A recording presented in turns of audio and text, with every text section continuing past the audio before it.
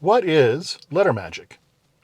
Well, the topic of today's discussion is what is letter magic, where it comes from, what some current schools of it are, what it can do, and most importantly, why you should want to learn it in the first place. Okay, what is letter magic? Fundamentally, letter magic is using three-part concentration of color, sound, and sensation to generate an effect, usually elemental in nature. Now, this is the base level of doing this. And why I say base level is because you can use symbols to do this with, such as Hebrew characters, Phoenician characters, Roman characters, Chinese characters, Sanskrit characters, so on and so forth. Depending upon which alphabet you use, you will get a slightly different effect due to the egregoric, or empowered thought form, influence upon that letter and its elemental association. So that's what letter magic is. Using, again, three-part concentration, color, sound, and sensation to generate a given effect. Okay, where does this come from? All right. Contrary to the ramblings of some people, this is actually a Western phenomenon. Now, I'll get to it in a minute, where this may have developed independently in Asia as well, but letter magic, as is currently practiced in the West, is purely Western in origin. I've done extensive field work in Anatolia, in what is now northern Egypt, places like Tunisia, all over the Mediterranean. And here's the curious thing that I've found. The oldest of the relics you can find, be they Phoenician, Egyptian, even Göbekli Tepe, the energetic signatures involved in these places are all exactly the same.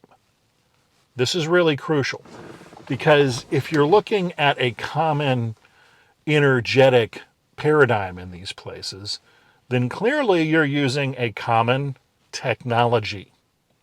This is really, really, really important and gets ignored a lot.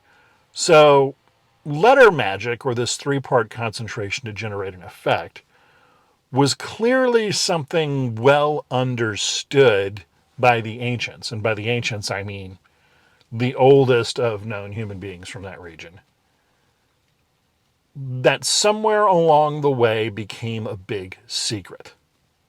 Now, this has nothing to do with Christianity, so all you people with Jesus allergy out there just need to go take a chill pill. This clearly happened a long time before any of the monotheistic religions came around.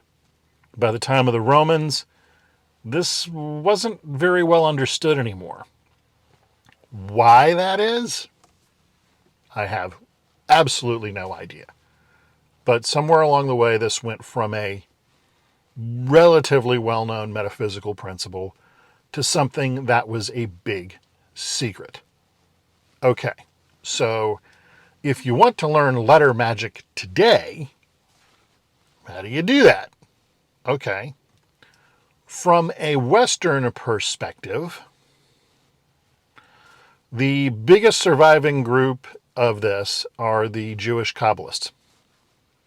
They most certainly got the method from the early Phoenicians or whoever predated that people and made it their own. And it has its own alphabet and its own egregore associated with it. Fair enough. Outside of that, there is the Franz Bardon system of Kabbalah. Franz Bardon's third book, The Key to the True Kabbalah, goes into this method in detail, and it's a center point of the work that I do in the 60Skills system. Okay, where else can you find this material now? In the West, that's about it.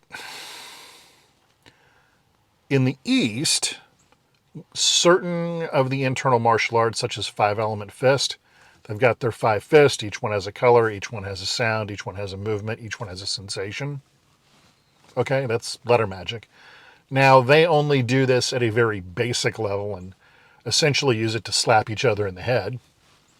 Fair enough.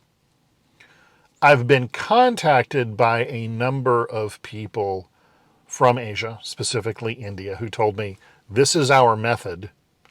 Where did you learn this? Talking to them about it, it's a very rare system. You generally have to be initiated into the system as a child, so it's not terribly accessible. But myself and some of my students have experimented with the Sanskrit letters, and they work quite well. Now, the energetic vibrations, again, are a little unique based off the egregore doing what it does by modifying that transmission and bringing a bunch of knowledge and power with it. But apparently it's a thing. So at this point in time, the Franz Bardon lineage systems, 60Skills, the Hebrew Jewish systems, which you probably will not have access to unless you're of the right religious background. And even then, from what I've gathered, you really have to be from like the right group. They're pretty picky. And Asia, if you can find somebody and convince them to teach you the method, you'll probably learn something basic from the martial arts, because these more advanced yogic practices seem to be still a relative secret. Okay, what can you do with letter magic? I mean, this is the big question a lot of people have. Well, the short answer is anything you want to do. In terms of physical performance, letters A and letters Z work very well to enhance endurance and reduce the workload of running. From a strength perspective, the letters I and the letters D can make you a hell of a lot stronger. If you want to generate clairvoyance, you've got letter combinations like the letter B, H combination that will help you with that.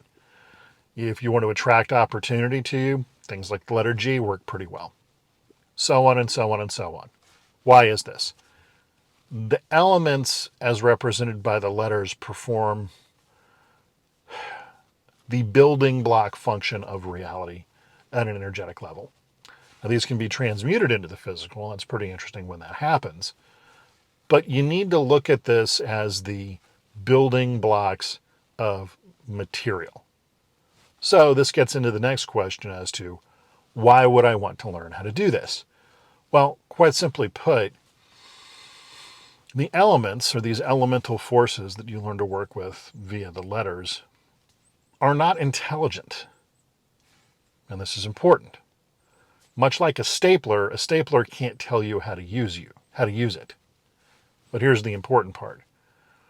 Because they're underlying forces and they're generally speaking not intelligent, they don't manipulate you either. As I go into a lot on the 60Skills channel, spirit magic, its big downside is the egregore effect. The fact that these things are intelligent and they are going to attempt to manipulate you in order to express themselves in our physical world. If you learn letter magic, you don't have this problem. Now, it has an additional problem of its own in that there's no instruction guide to tell you what to do. There have only been 3 books, 4 now, actually, if you count Andrei Conscientia's recent work on the Kabbalah, that will even tell you how to use any of the letters. You've got the Sefer Yetzirah, which is about 800 to 1,000 years old. You've got Franz Bardon's book. You've got my book, Initial Experiences with the Kabbalah. And you've got Andrei Conscientia's recent work on the Kabbalah. That's it. That's everything that exists in accessible modern English that can tell you how to use this. So you have to do a lot of experimentation. Also, as an internal power system, you have to develop the ability to transmit these forces. It's time consuming. Not the easiest thing in the world. Spirit magic, way more time efficient, way easier to use. But you're not your own man. You're not completely in control of yourself when you use it. So, this is a brief lecture on the hows and whys and whats of letter magic, and why, if you're really interested in learning magic, guys, I'm here to tell you, this is as close to the Lord of the Rings as you are going to get. Here's a little tidbit for you. As an alchemist, You know that whole trouble of working directly with the elemental energies in your alchemical train? This is a way to fix that too. So, if you like the topic of today's discussion, give us a like and consider subscribing to the channel. And feel free to drop a comment. And if you want to learn more about all of this, come check out SixtySkills.com or go to Perseus Arcane Academy and look up the 60 Skills Kabbalah course. Otherwise, as per usual, train hard and be well.